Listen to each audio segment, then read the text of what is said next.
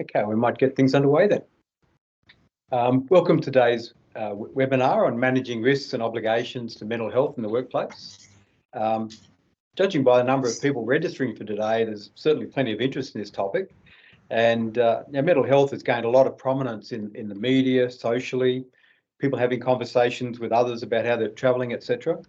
And now this heightened interest about mental health is extending to the workplace. It's becoming a specific obligation on employers to do something about it. And that's what today's webinar is about. Today's webinar, with the opportunity to ask questions and have them answered for you, will be no more than an hour, just to give you an idea on timing. Just to begin, I want today in acknowledging the traditional custodians of the land on which I work, being the Camaragal people, and I pay respects to their elders, past, present, and emerging.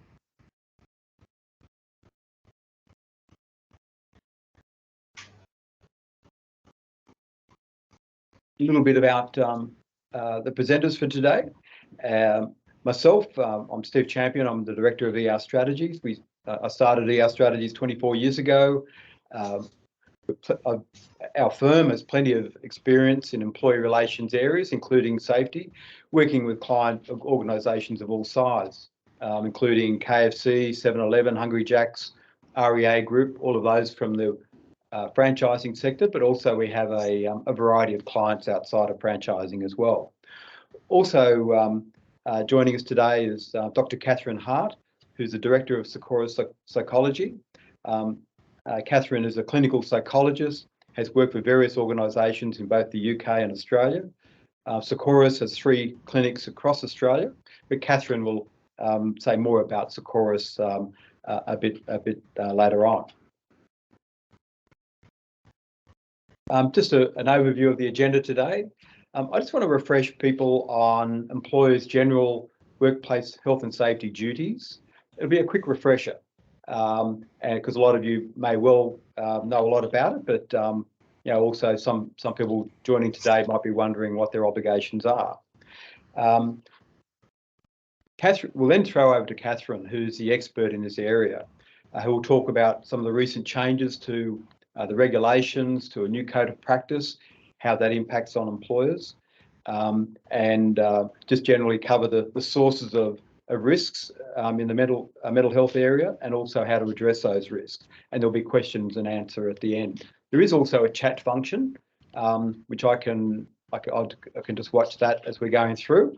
If you have any questions specifically that you want to ask, but we may probably will try to leave those questions to the end to make sure we cover the bases. Okay, so I just want to refresh everyone today on the employer's primary duty in relation to workers, but also others who come in contact with their business. And under Section 19 of the Model Workplace Health and Safety legislation, employers must ensure, so far as reasonably practicable, health and safety of people coming in contact with the business via certain elements, and they're listed there. So there's workplace monitoring, providing information, training, instruction and supervision to workers, providing facilities for workers' welfare, providing a safe work environment, very, very importantly, having safe plant and structures, safe systems of work, and the safe use, handling and storage of plant structures and substances. So there's a whole lot of stuff there. And the words that are underlined at the top, you have to do everything reasonably practicable. What does that mean? Okay, you've got to take into account the likelihood of something happening, the degree of harm it will cause, what is known about the hazard or risk, or how to eliminate or minimise that particular risk, and the availability and suitability of controls as well. After you do all those things, only then can you consider the cost of eliminating or minimising the risk, including whether that cost will be grossly disproportionate to the risk. So there's a whole mouthful of stuff there. A lot of you may be quite familiar with that process and how to deal with it. But I just wanted to acknowledge it's not always that easy to understand all of this. So it all might sound a bit complex, but here's just a summary of the essential bits that you need to do. And I think today you're going to find very valuable in understanding how you practically apply that in the area of mental health. So you have to manage risks by identifying hazards, assessing them, eliminating or controlling them where you can't eliminate them, and reviewing things on an ongoing basis. You also have to follow codes of practice and other guidance materials on risk management. And there's a new one that's come out, and again, Catherine will address that when we get to that part of the presentation shortly. And you should consult whilst you're doing all of this as well. So all this is built into the legislation. It's just a very quick summary of how you approach dealing with safety issues. If you're not doing that, you have to show that you're doing. If you're not following the code of practice, you have to show that you're following another equivalent or better standard in relation to minimising or avoiding harm coming to people. So the best thing to do, probably in that case, therefore is to follow the code of practice. Right. So there's been some recent changes to employer mental health obligations, changes of regulations, changes of the code of practice. And I think now is a very good time to pass over to the expert with strong background in psychology. That is Catherine, who'll join us, and she'll say a little bit more about herself as well. So, Catherine, I'll stop sharing and perhaps you start sharing your screen. Thank you.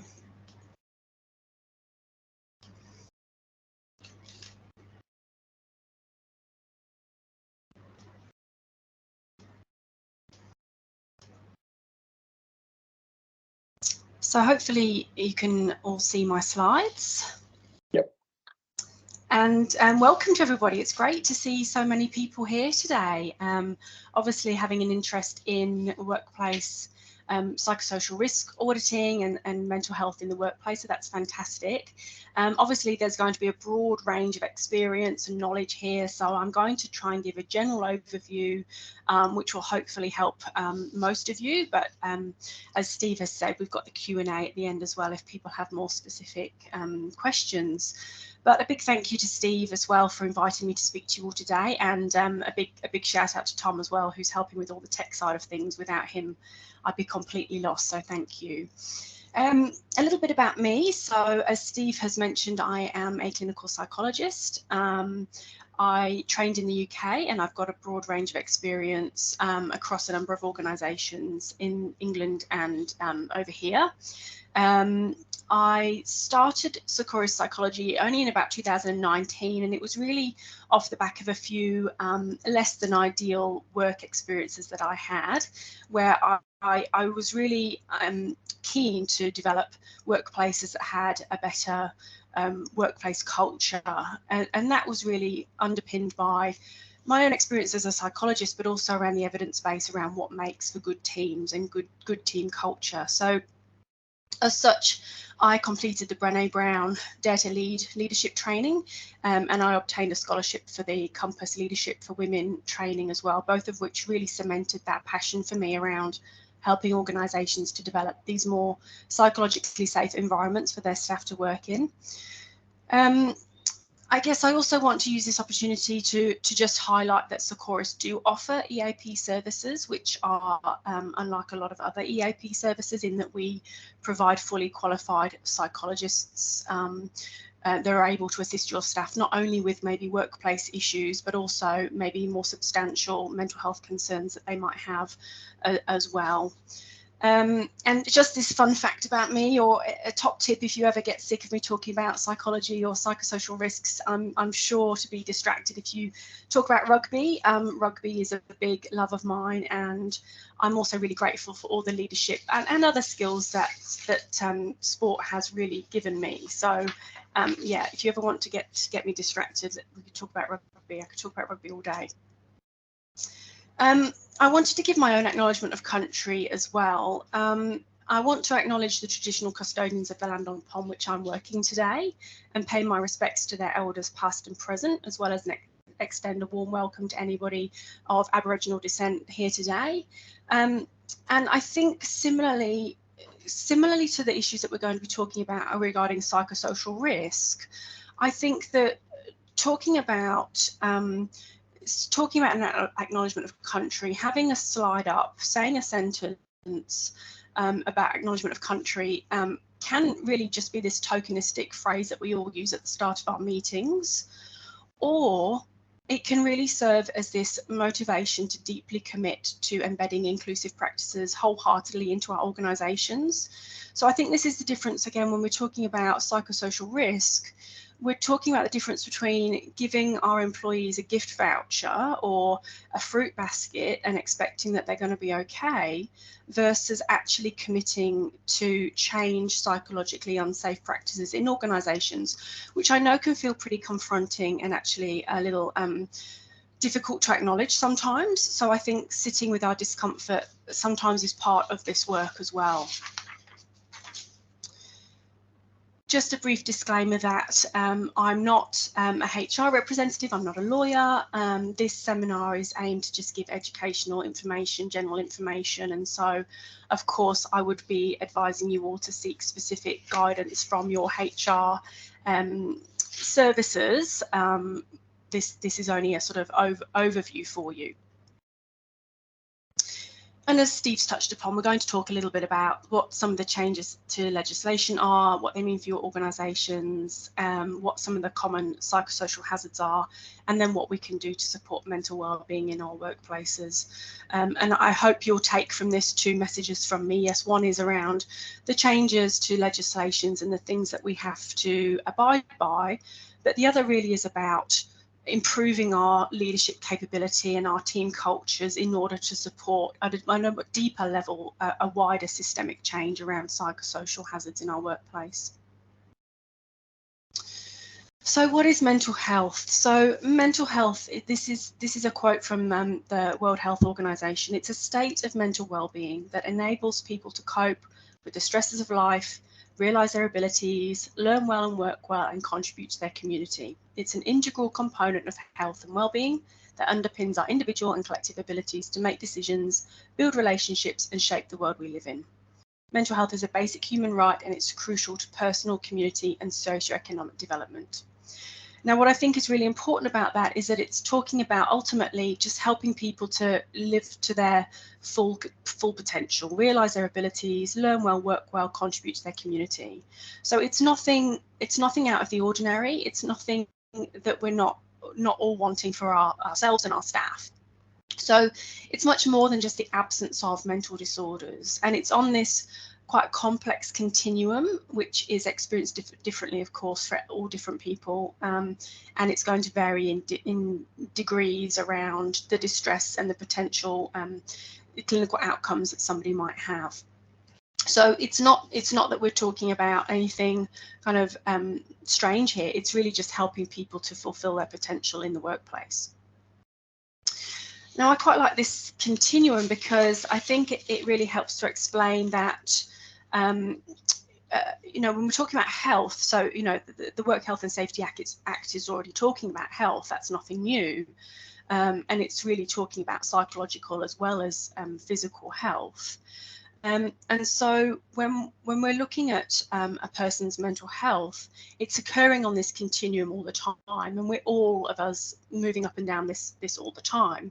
You might have experiences of times when, you know, for example, I'm moving into state at the moment, and I think I'm probably gone from more of a sort of healthy reacting stage, maybe moving into more of a struggling phase. So, you know, the things that are going on for me in my interpersonal life are going to be impacting on how I'm coping with psychosocial hazards at work. But ultimately, down at this left-hand side, we've got this sort of healthy experience. So this state of well-being, people are realising their potential, like that WHO definition. People are contributing well, they can cope with normal stresses of life, they can work productively, and they're going okay. Equally, this reacting state is also really normal. That people are just reacting in a really normal way to workplace stresses. They're still managing things okay, and it wouldn't constitute as a harm. So hopefully most people are sort of sitting down at that end most of the time. But then we move up into this struggling phase. This is usually in response to this exposure to psychosocial hazards, where you're going to need to put some measures in to prevent harm from escalating at that point. And then, of course, psychological injury, where that harm is actually really evident. So we know that there's this huge range of literature that's been around for a long time that demonstrates the evidence for psychosocial hazards and the impact that they have upon physical health. We got a lot of data on those kind of physical outcomes. So for example, we know that there's a strong link between psychosocial hazards and the increase in cardiovascular disease and musculoskeletal disorders, for example. But increasingly, we're seeing research data that is more interested in looking at the psychosocial harm that can occur as a result of the workplace and cause those mental health issues. And we're going to be touching upon a few of those kind of aspects as we go through today.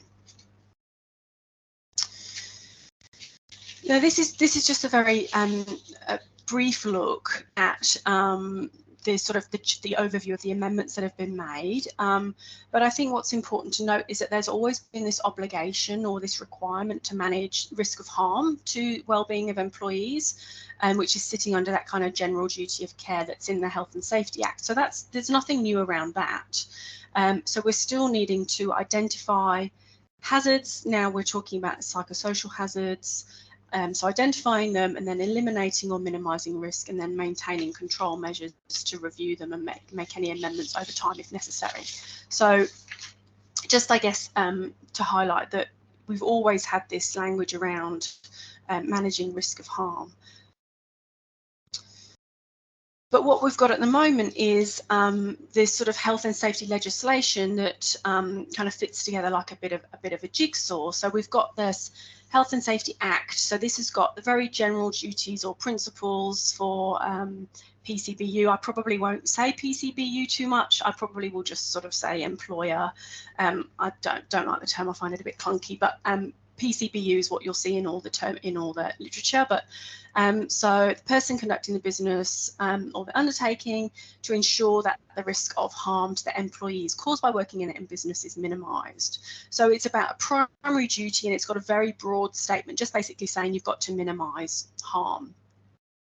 Then sitting underneath that act, you've got the regulations. Now in there's a whole load of really specific things that the workplace has to do across a whole range of hazards. So it's in the regulations that you'll find things talking about, for example, noise, and you'll get specific decibels that are allowed in the workplace, or risks of falls from height, and you'll get very specific regulations around what duties the employer has to abide by underneath in those regulations. So there's really broad statements in the Act, and then there's very specific detailed statements in the regulations. And then again below that you've got the codes of practice, again more detailed statements, and then again below that you've got the guidance. So important, I think, to know that these codes of practice actually can be called up in court as evidence of what an employer ought to reasonably have known about the hazards. So now that there are codes of practice regarding psychosocial hazards, it's admissible in law. So what employers ought to know about and minimising or managing risks of harm from that psychosocial hazard can be brought up in court. So in certain states, they've got different kind of levels of power for those things. So for example, in Queensland, there's a much stronger kind of must. Employers must do a certain thing, which is doesn't carry as much weight in other states at the moment. Doesn't quite have as much authority, although it can still be admitted as evidence. So these are just a couple of examples of the codes of practice that we've got at the moment. But I think because you'll hear people talking about the new regulations, you might only be going and looking at the regulations. So it's important to just know that you've got the regulations, but you've also got these codes to look at as well. So two places to look at really. So the regulations are quite short. We'll have a quick look at them in a moment. They fit onto one A4 page, whereas the codes, they do vary in length, but they tend to be about 50 pages in length. They're much longer. There's a lot more detail in those. So what's happened really is that Safe Work, as that sort of national body, put out the model code and the model regs, and then each jurisdiction is kind of choosing whether to adopt them or not.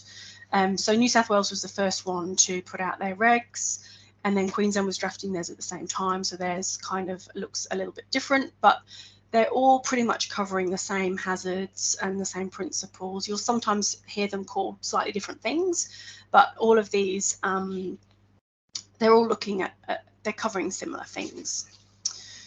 And then another notion that you'll kind of come across a lot in the literature is this idea of what's reasonably practicable. And I think Steve's touched upon this, so I won't spend too much time on it. But ultimately, it's this, you know, everything is sort of under this caveat of employers doing what is going to be reasonably practicable. So there's kind of 5 ways that an employer can do what's reasonably practicable. So they've got to understand the likelihood of the hazard occurring, the degree of harm that might occur from that hazard, suitable ways to manage or minimise that risk, what they ought to have known about the hazard and about ways of minimising that, and then that whether the cost is grossly disproportionate to the risk as well.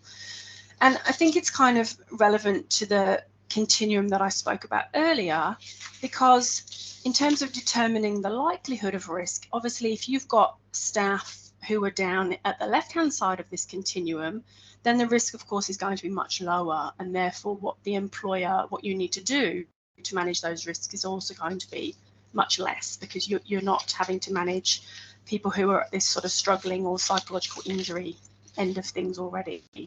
And that links into what I'll be talking about in terms of management capability and leadership culture. Because if you've got your staff down at the healthy reacting end of things, everything's going to be so much easier. So these are the regs. They do fit on one page, I promise, one A4 page. So you can see in the regs that they define what a psychosocial risk is, and they say that there's that duty of care to manage the risks.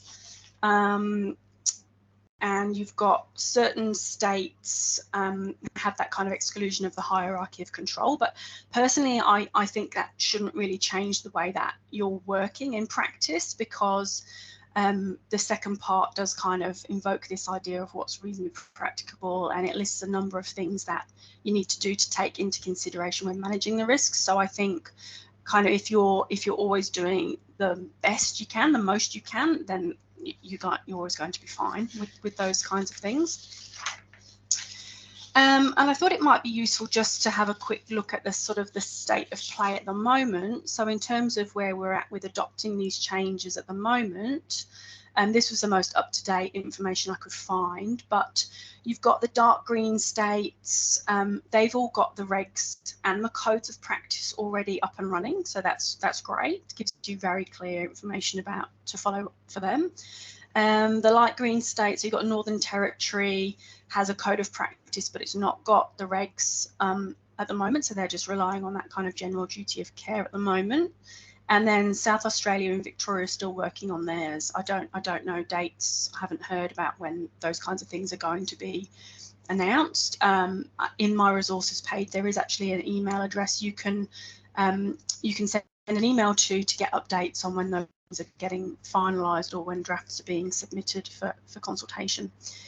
And then you've got the Commonwealth jurisdictions, so they've got their codes and regs already done. So that's any Commonwealth federal agencies, government agencies, and departments. And you've also got a number of different organisations who opt into that Commonwealth scheme. So, you know, if they're, say, large banks who are across a number of jurisdictions, it's easier for them to be involved with the Commonwealth jurisdiction instead of having to adopt the different codes in the different states. So that's kind of where we're at the moment, but as always, I would say kind of if you're adopting the sort of most robust principles at the moment, then you're not going to get into any kind of bother with that. And so even though the code focuses on this prevention end of things, there are also a number of integrated approaches that sit better for me as a psychologist, I guess, which also highlight the importance of this protecting and promoting mental health in the workplace, and really supporting people with mental health conditions to participate and thrive at work. And there are lots of regulations are talking about those models, even though the focus is on prevention. So again, I think it's important to try and hold in mind that we're trying ideally to look at not only sort of prevention but promotion and support and well-being in a more global sense in the workplace. Okay, so this is just an overview really of this sort of risk management process that you would be going through with these kinds of things. You'd be wanting to follow these basic steps ultimately. So you're going to want to identify the hazards in your workplace in the first place. So hopefully you've all got a good idea about what those hazards might be, what could be causing harm, considering the psychosocial hazards. But also in this section, you probably would want to be consulting with your staff and discussing more generally what the experiences are of the workforce to better understand that. Then, of course, you're going to be wanting to assess those risks, understand the nature of the harm that could occur from those hazards, and the likelihood of it happening and the kind of severity of that harm. And then, of course, controlling for those risks, implementing effective control measures that are reasonably practicable in the circumstances. And then importantly, making sure that there's review processes embedded so that you're looking at reviewing those control measures, ensuring they're working as planned and tweaking and making changes as you go. So it's not a set and forget process.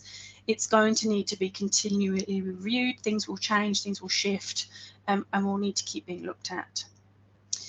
Now, importantly, I think, I hope for everybody, is that this process is really underpinned by two major enablers. So that's the leadership and the management commitment. So we really need commitment to manage psychosocial risks throughout the organisation, from the board, from the leaders, from the management. It's essential for this systemic work health and safety risk management to be done effectively. And also with consultation, sharing information and giving staff opportunities to express their views and taking into account views that are across a wide variety of your staff members, not just from the people who are going well or the people who are the ones who tend to speak up. Okay, so I'm hoping that most of you would be familiar now with the common psychosocial hazards. This is not an exhaustive list, and like I say, in some of the codes, they're called slightly different things, but this captures the main psychosocial hazards that we're experiencing. I'd be interested in the Q&A or the chat maybe to hear about what you think are the main psychosocial hazards that come up for you in your workplaces, or the ones that, you know, if you're not sure about, having a bit of a conversation about what they might mean and how they might show up for your workplace. So obviously when we're identifying mental health hazards, these are the key ones to be looking out for. And of course, we need to be working hard to create organisations that have supportive and inclusive workplaces and systems that are going to manage these risks to the best of our ability, so that we can support good mental health in the workplace and then decrease the chance of psychological injury to our staff. You'll also see in the literature that it gets talked about this whole idea of people being exposed to a combination of psychosocial hazards and understanding the way that they're going to interact with one another as well. So they're important to know, to think about how those things might kind of interact, or you know, at a particular time, how they might be more prevalent than another. For example, going through a large change in your organisation is going to be a psychosocial hazard for many people. So those of you that heard me speak at the Franchise Council would be familiar with this, and hopefully familiar with my message, which is around understanding that we have to work from the foundations up in our organisations. This is a model presented by the CEDA, so their Centre for Economic Development in Australia, and this is their Mental Health and Workplace report, which is actually a really great read if anybody wants to go and have a look at that. It sounds probably a bit dry, but it's actually really worth having a look at, and it's got some really useful information in there, and it's all backed by research, so fantastic. And what their research has found is, I mean, it's not really surprising, but they're saying really you need these foundations in place. They're invaluable to be able to support the rest of the interventions that you put into place. So these foundations are around good job or work design, the management capability, and having a supportive leadership culture. And again, if you're getting those things right, the rest of your interventions are going to come much easier. But what tends to happen in organisations is that they go to the far right end. So they're implementing things like yoga classes or back massages or fruit boxes, which are all really lovely, and they're usually cost effective and they're usually really visible. But as standalone projects, they're not going to have a huge impact in your organisations. If we really want to implement these deep, meaningful changes, we've got to work from the foundation up and work our way up. The extras are kind of like sticking a band-aid on it, when actually we have to go right back to the foundation and really understand what's making the organisation unwell in the first place. So obviously you'll all be having different experiences around where you think your organisation is in terms of these foundations and interventions, and whether you think you've got those foundations in place. But I would always encourage people that there would probably always be work to be done on those foundations, because I think there's always work we can do on improving our management capability and our leadership culture and our job design. There's probably always work we could do. So this is just a very brief snapshot of one of the tools that I find really useful in terms of identifying hazards and carrying out psychosocial risk audits in your workplace. So this is just from WorkSafe. They've got lots of really useful free resources to help you identify mental health hazards, and there's a link to that in my resources page.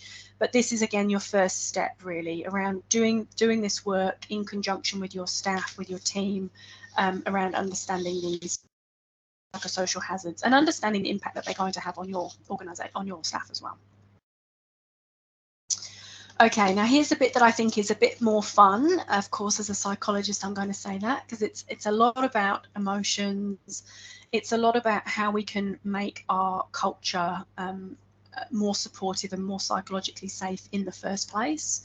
And there are just some, again, these come from literature, these come from research. These are not just things I've plucked out of the air, but these are things backed by research that are shown to be really effective in building a strong team culture and leadership capability in your teams. And the first, I'm a psychologist, so a lot of the stuff I say sounds probably very simplistic and obvious, but if you really drill into it and you really think about making these changes, actually it can be quite confronting and they can feel quite difficult. So making mental health an explicit priority sounds like, well, yeah, that's obvious, that's what we're talking about, but this is really about getting the buy-in from everybody in your organisation, doing the work to connect that to a higher purpose in your organisation, or working on team engagement and inclusion to make sure that this is really seen as a priority all the way from the board down. And that might be a big chunk of work in and of itself. And it links into the second point, which is about developing a culture which enables everybody to feel free in speaking up. And that means that you need to show genuine curiosity about people's experiences, give them the time and the space to be able to talk about what's going on for them in the workplace. Be willing to be open-minded and compassionate and willing to listen when somebody is brave enough to say something that's challenging the status quo. You know, if you know, for example, as a leader, maybe you've got your own stuff that gets activated. If you know that you get defensive or you jump to blame, that might be your own bit of work that you might want to do in order to facilitate your team, your management team, in speaking up to you. So each of us has got our own stuff that we're going to need to do as part of this work as well. So maintain curiosity, try to maintain this attitude of I'm here to get it right, not to be right. I want to hear information, I want to be challenged, I want to be able for my staff to have discussions with me, because that's where I'm going to really get the deep and meaningful information. And part of that is about being able to give and receive feedback appropriately. So again, if somebody's coming to you and they are giving you feedback, they are taking a huge interpersonal risk in doing that. They're risking damaging that relationship. It's much easier for them and safer for them to just not say anything. So they're taking a real risk. So I believe that when somebody's giving you feedback, the first response from you should be thank you. Even if that feedback is really hard for you to hear, it should be thank you. Thank you for taking the time to come and tell me that. Thank you for being brave enough to come and speak to me about this issue. I appreciate it.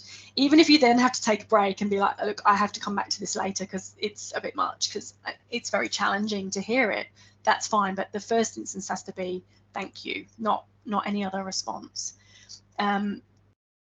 Establish norms for how failure is handled. This is a big one that often shuts people down and shuts teams down and makes them feel unsafe, is that failures are punished. You know, of course, mistakes sometimes we have processes to follow, and we have to perhaps do that, but there's also a way that we can make sure that we're looking at them as opportunities for growth, thinking about how we discuss failure in our team. There are some teams that I work with that don't even call them failures anymore. They would call them learning opportunities, or change the language around those things so that people aren't feeling like they're making mistakes and having to hide things from their organizations. I mean, if any of you are familiar with Amy Edelson's work, she's done a huge amount of work around psychological safety in teams and how failure is handled, which is important if that's something in your organization that's really important.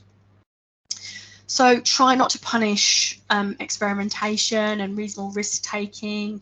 Try and show recognition that these mistakes are actually opportunities for learning, rather than kind of, treating them as, punishing people. And something that the reason I put this feelings wheel up here is a sort of reminder to me, I guess, to remind you that active listening and paying attention to your emotions is one of the top things that you can do. So if you only do one thing from today, I would urge you to invest in your emotional intelligence, your ability to recognize your own emotions, recognize those of people around you, create an environment where others know that speaking about emotion, speaking about their experiences is not going to be punished, and it's understood. It's really going to help you connect with the team, and it's really going to build a psychologically safe environment, even if you just do that one thing. And again, I just put this idea up here just to remind me, really, this idea of fixed versus growth mindset. And I think it gets bandied around a lot, but I don't think that should undermine from its utility, really, that this fixed, if you're in a growth mindset, it's this idea that you're continuing to grow, you're continuing to learn, you're getting better over a period of time, improvements ongoing. You've got this attitude of I can change, I can learn from mistakes I've made, things are going to change, get better. The fixed mindset's more of that evaluation of a fixed point in time. How things are now is how they're always going to be. And it's quite unhelpful in organizations, and certainly in a leadership team. And it links into this idea of how failure is handled. If we can cultivate this idea of, we can learn from mistakes, we can grow, we're all improving over time, then that's, again, going to help to develop psychological safety in your teams. And just a note to pay attention to patterns. This is really about when you're getting, say you're doing staff surveys and you're getting data from staff surveys. Well, firstly, make sure you disseminate that information, because the worst thing you can do is ask everybody to complete surveys and then never give anybody any findings. So even if the findings are terrible, it's really important that you disseminate with your teams. Getting all your staff to complete surveys and then not giving them any feedback is really going to damage the culture. So if you are getting information, please disseminate it.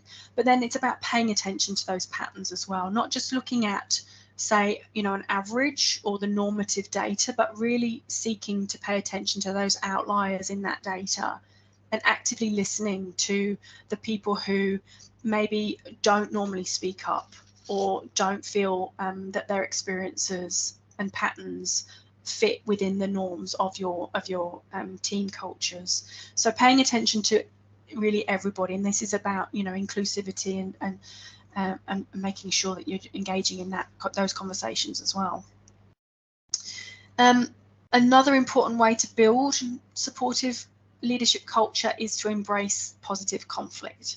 Now, of course, I'm not talking here about people behaving badly. Of course, that's got to be dealt with. But when there's productive conflict, when people are bringing disagreements, or they're able to, have these arguments in a healthy way, then we really want to be promoting that. We want to encourage our teams to be able to understand, how will you communicate your concerns if a process isn't working? I need to know about that. What will help you to feel able to talk to me about that? How can reservations be shared with colleagues, but in a respectful manner? What are the ways that you need us to do that? And what are the norms that we set for managing conflicting perspectives? How are we going to deal with those kinds of things so that people understand, okay, these are the behaviours that we expect to see and the things that will be supported in our organisations. Attending to feelings I've kind of talked about. I think that's, again, I probably put it in there twice because I think it's so important, but again, making sure you're attending to your own and other people's emotions. I mean, it's just a valuable life skill, even if you don't see it as valuable in your workplace. It's just a valuable life skill for you to do anyway. And lastly, I think it's about making sure that you also celebrate the wins. We can get quite focused on the psychosocial risks and the auditing and things that could go wrong and what's bad in the organisations, and actually we can lose sight of what's actually going really well and the stuff that maybe we don't need to change or doesn't need much tweaking. So try and really notice and acknowledge what's going well in your organisations. Having these sort of positive connecting conversations are just going to build trust and mutual respect in your organisation. So it's going to help to build trust within your team, outside your team, and ultimately build trust for you as a leader as well, and the things that you're doing for your teams. So I know I've talked a lot, I've thrown a lot of information at you, and there's maybe a lot of stuff that you're thinking, I don't know, you can tell me in the Q&A, hopefully, your experiences, but sometimes people will worry that there's just so much to do and they don't really know where to start. So I always encourage people to, like Maya Angelou has said, do the best you can until you know better, and then when you know better, do better. So it's about just starting this process. And usually I would say to people, having the conversations, doing something is better than doing nothing. The risk of making yourself vulnerable or maybe making mistakes is a far lesser risk than actually doing nothing and putting your head in the sand about these things. So even though I know that, for some people it can feel a bit daunting, it can raise strong emotions about maybe your own leadership capabilities or your team, or you can feel quite despondent that there's a lot of work to do.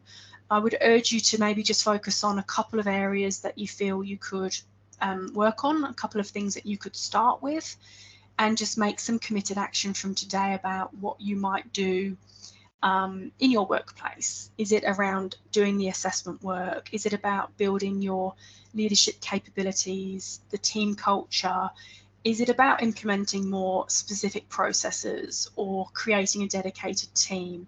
Whatever it is, I urge you to use whatever's come up for you today to generate some impetus in your organisations to make some of these changes. And just briefly, I hope Steve can share some of these resources with you all as well. I'm happy to make these available. There's a lot of free resources here, and there's a lot of information from WorkSafe around free resources, free audit tools, all those kinds of things that you can get. There's also, if you want to do your own leadership assessment or leadership assessments with your teams, or measure psychological safety, there are lots of resources here that you can get easily online, and I would encourage you to have a look at those. But happy to throw back to you, Steve, if you're happy to do that. Yeah, look, what we'll do is email those resources to all the participants today. Yeah, and I'm always happy if people do want to contact me as well. Often people, have questions or follow-ups or even just comments. I'm very happy. After giving all that information about receiving feedback, I wouldn't be very good if I couldn't take my own medicine. So always happy to have conversations with people and feedback. If you want to find me on LinkedIn or just drop me an email, always happy to discuss these things. So we've got the Q&A function there. If there's any questions you want to raise, not seeing any just at the moment.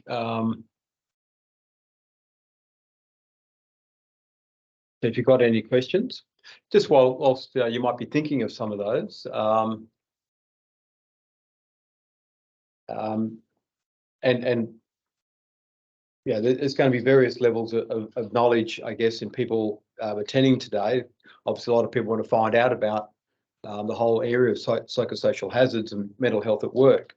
And the code of practice has got things, got a list of common psychosocial hazards, and I'm no expert in this area, but just listing them: job demands, low job control, poor support, lack of role clarity, poor organisational change management, inadequate reward and recognition. Here's an important one: poor organisational justice. If people can see this is just such a bad place, if something happens that's bad, it's not dealt with, and that can be itself quite a hazard.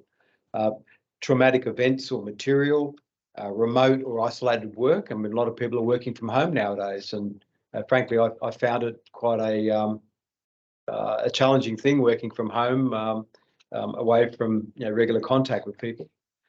Poor physical environment, violence and aggression, bullying, harassment, including sexual harassment. And obviously, there's been some important changes in legislation and employer obligations there just in the last few months. So another area to be dealt with. And the last one is conflict or poor workplace relationships and interactions.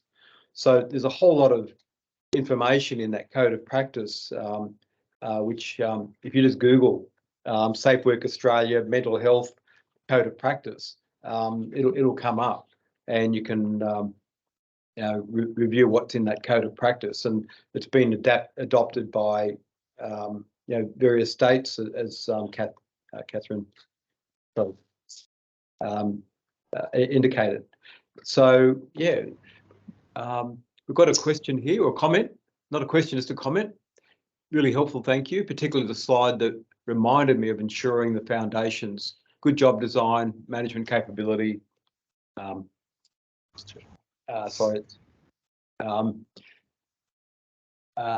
supportive leadership culture in place. So thank you very much for that comment. Some other things, other questions. What would be your advice for support for people performing below expectations when it is a difficult message to hear, and giving support to improve in a safe way? Any comments there, Catherine? Yeah, I think it's really tricky, isn't it? I think for me there's two parts to that. I think the first is that if you've got that culture in place whereby you're having conversations with staff regularly about, you can have your boundaries around workplace behaviours, but you can also, of course, have empathy and compassion. And so if you've got the culture in place where it's normal to have conversations with people regularly, then it makes it far easier to approach. But something that we find really useful in our organisation is we've got our company values, but from those values we have a very specific list of observable behaviours that we expect to see and not see in our organisation.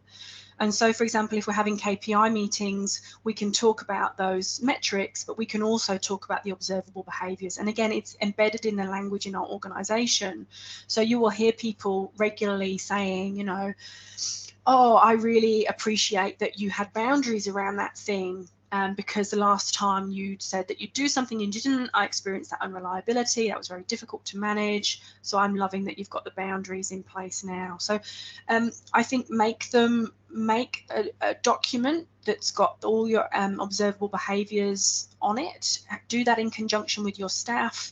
And embed it in practices. Don't just have it as a piece of paper, but embed it in practices. How can we talk about these behaviours openly and non-judgmentally, and raise it with one another and experience giving and receiving feedback so that it's embedded? And when you're saying to somebody, hey, you know what, that, you know, you're not being reliable at the moment, you're turning up to work late all the time, it's embedded as an observable behaviour and it's not a new message to them, if that makes sense.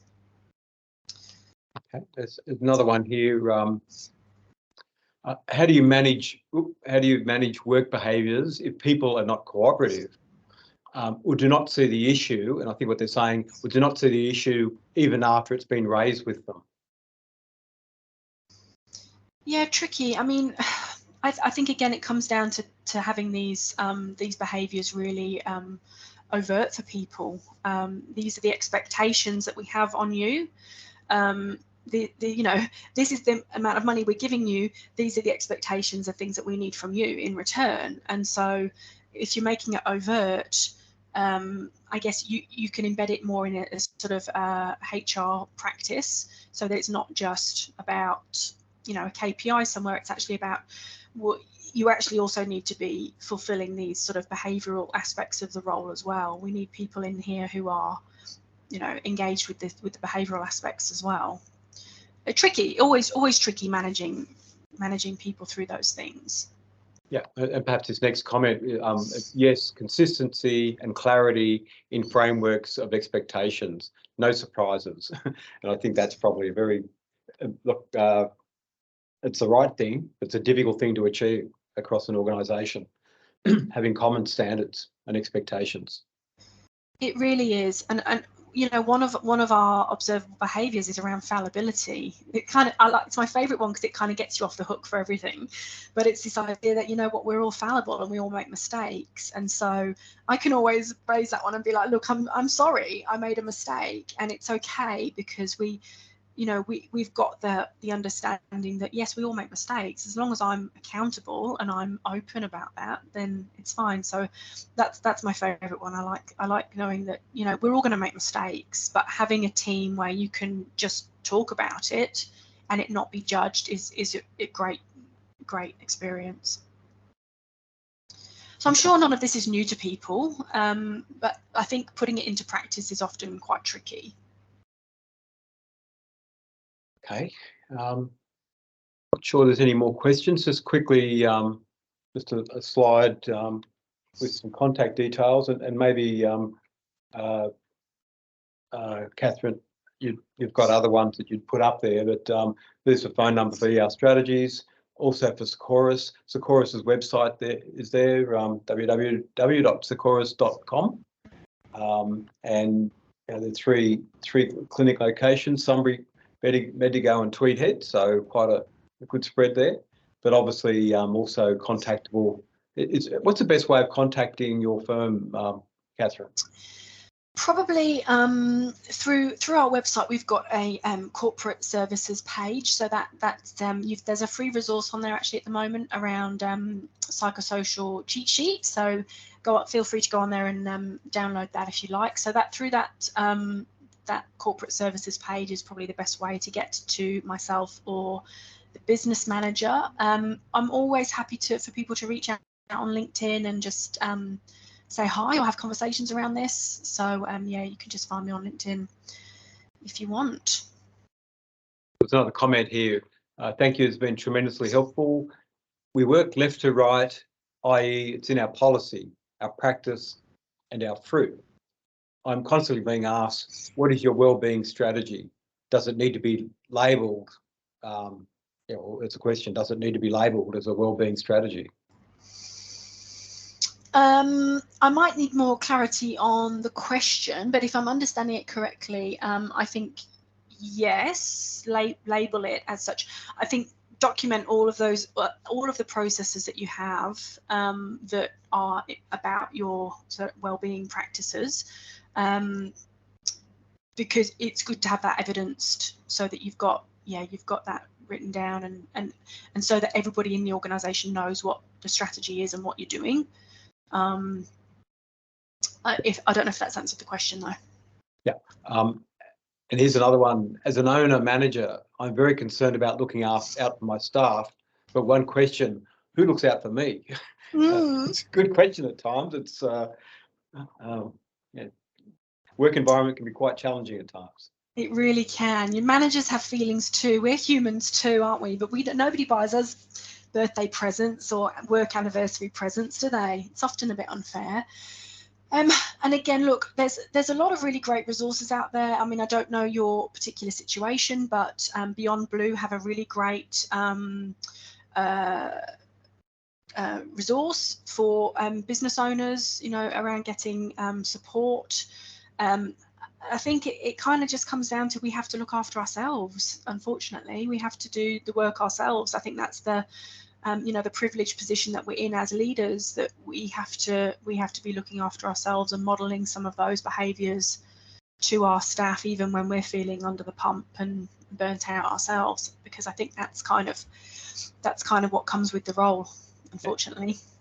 But I guess if an owner manager is struggling, there's still resources such as your firm provides in terms of getting assistance and guidance and perhaps coaching strategies to deal with these sorts of problems. Totally. Always happy to support people around their own leadership capability and cultural support, and of course the EAP stuff. Yeah, thanks, Steve. Yeah, as a business owner myself, I understand some of those stresses and challenges that happen, and sometimes you can have feelings of being overwhelmed. But I guess it's just dealing with what you can. You can't solve every problem in life, but dealing with what you can and keeping a positive mindset and things. And sometimes people will need outside assistance to be able to get through that.